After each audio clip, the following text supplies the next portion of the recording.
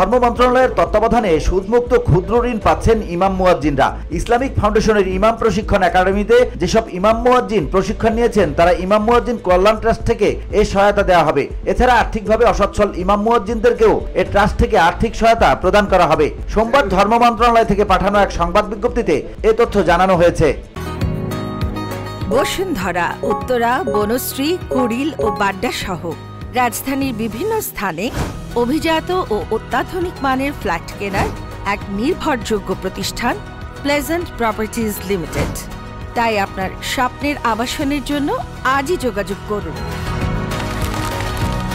Pleasant properties limited, where destiny matures eventually। চলতি 2024-25 অর্থ বছরে সারা দেশে 600 জন ইমাম মুয়াজ্জিনকে 1,80,00,000 টাকা সুদমুক্ত ঋণ দেওয়া হয়েছে।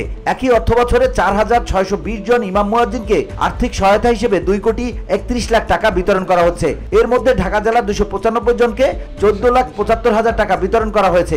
অবশিষ্ট টাকা নির্বাচিতদের মাঝে বিতরণের কাজ চলছে। ইমাম মুয়াজ্জিন কল্যাণ ট্রাস্ট হতে এই দুই খাতে মোট 4,11,00,000 টাকা বিতরণ করা হচ্ছে।